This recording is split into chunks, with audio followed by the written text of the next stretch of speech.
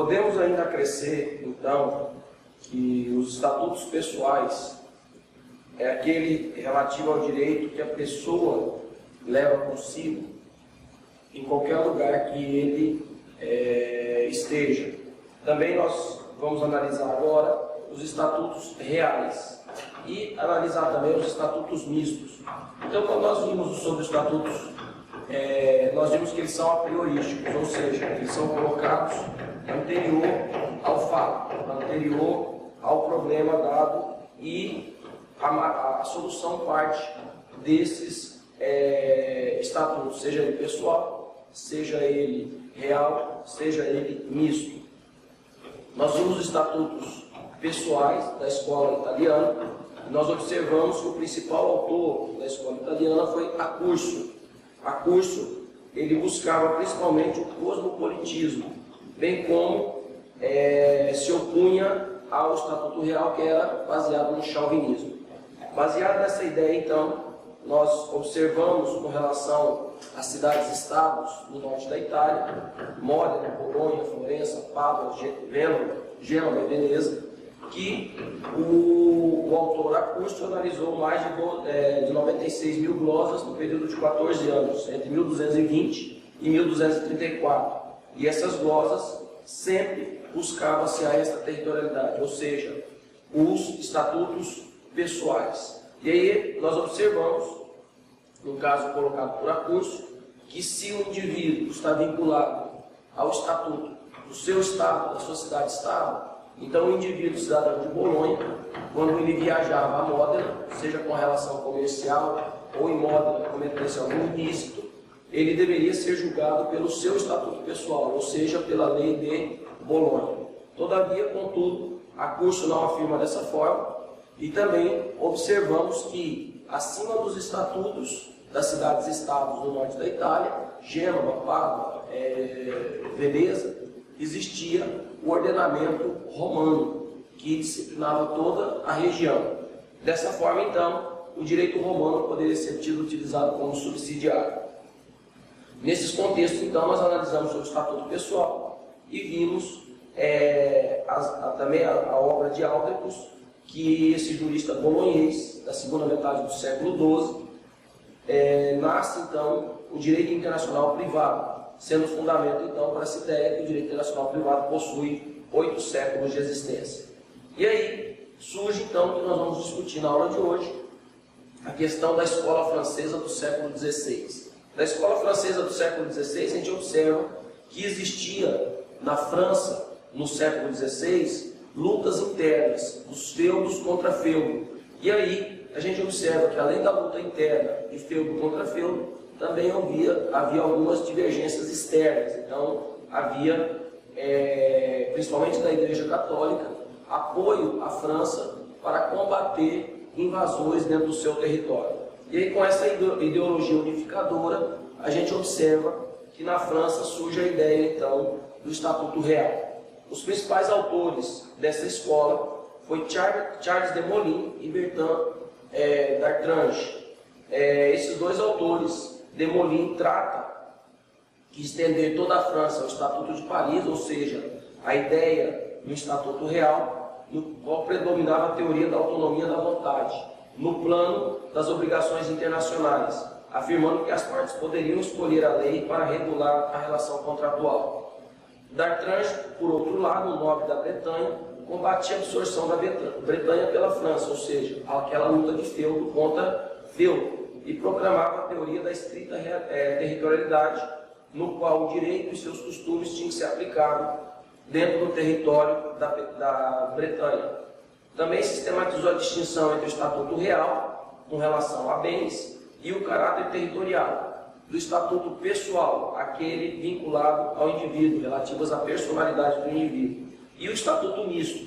A partir daí, então, a gente observa que a ideia do Estatuto Real é aplicado dentro do território com relação às coisas, aos bens materiais, reais, território, enfim, aplicar a regra do Estatuto Real. Por outro lado, surge no século XVII a ideia do chauvinismo, principalmente na escola flamenca ou holandesa. Essa escola, ela busca principalmente a independência política derivada das grandes ocupações estrangeiras. Os principais autores foram Paul e Johann Voyer, Nicolas Burgundus, Christian Rothenburg e Ulrich Huber, que fundamentavam suas ideias na escola estatutária francesa, principalmente na teoria de D'Artrange. Nicolas Burgundus proclamava a territorialidade das leis, exceto a referente ao estado e capacidade da pessoa. Nesse caso, para ele, se aplicava a extraterritorialidade, a lei como uma necessidade do fato ou como cortesia ou conveniência internacional.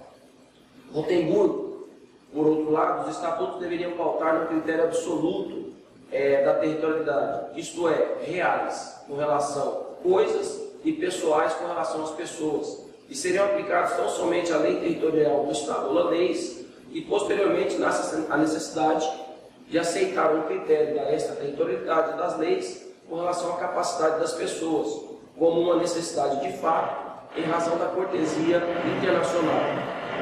Ulrich Huber foi reconhecido por seus escritos De Conflictum Legum Diversum in Diversos Impérios, e coube a ele reduzir os princípios da escola holandesa em 3 grandes axiomas. 1. As leis de cada Estado imperam dentro das suas fronteiras e obrigam todos os súditos desse Estado, mas não produzem efeito além desses limites. 2.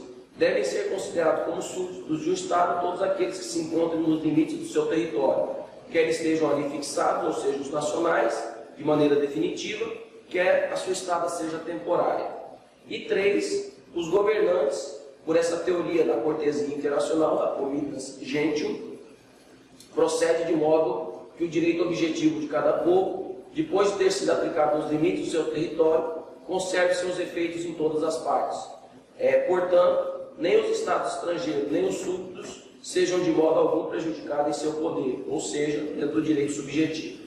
Já Paul e Johann Vogt afirmam que o princípio da territorialidade se aplica em algumas situações, como a territorialidade estrita, prevista pela escola francesa, mas também explicavam a extraterritorialidade, ou seja, a cortesia internacional, como uma exceção. E na evolução, então, cabe destacar 3 períodos, então, do direito internacional privado. Esse período estatutário, que se estende até o século XVI, da escola italiana, da escola francesa e da escola holandesa. E neste período, então, a gente observa que até meados do século XIX nós temos uma realidade um pouco diferente na Europa. Nesta época, tanto a doutrina e a prática judicial com os problemas de direito internacional privado fundamentavam na determinação do âmbito de vigência do espaço, ou seja, do estatuto. A partir, então, desse segundo período, ou seja, do século XVI em diante, está caracterizado por 2 fatores. Pela construção da teoria de Savigny, a quem trouxe a idealização do direito internacional privado, e a produção, então, de uma introdução às normas do direito internacional privado nos códigos civis. Então, os estatutos do século XI e XII, teoria italiana, século XV e XVI, teoria francesa, e XVI e XVII, teoria holandesa. Então, estatuto pessoal, estatuto real e estatutos mistos. E a partir aí do século XVII até o século XIX, as ideias, principalmente de Savigny, que vem revolucionar o direito internacional privado, e posterior a isso, as leis de introdução aos códigos civis, também preconizando ou na parte inicial do código, ou no conjunto dos artigos no decorrer do código.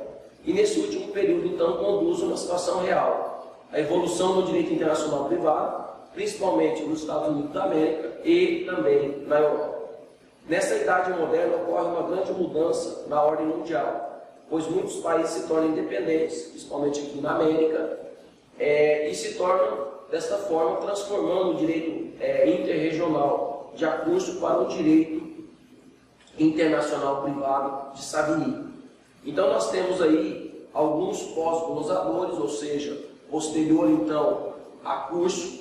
Os mais famosos foram Bartolo de Saxo-Ferrato, que classificava os estatutos impessoais, reais, permissivos e proibitivos, sendo que os pessoais dando ênfase na pessoa, ou seja, na extraterritorialidade, os reais dando ênfase aos bens, sendo eles territoriais, os permissivos, que otorgavam faculdade para realizar certos atos e são extraterritoriais, e os proibitivos que restringiam, sendo favoráveis, então, em alguns momentos extraterritoriais e também em alguns momentos territoriais. Quando contrários seriam territoriais, quando favoráveis seriam extraterritoriais.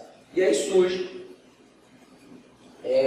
alguns momentos no qual a gente pode falar que o direito internacional privado se revolucionou. E nós vamos analisar então a teoria de Savigny, essa teoria importantíssima para o direito internacional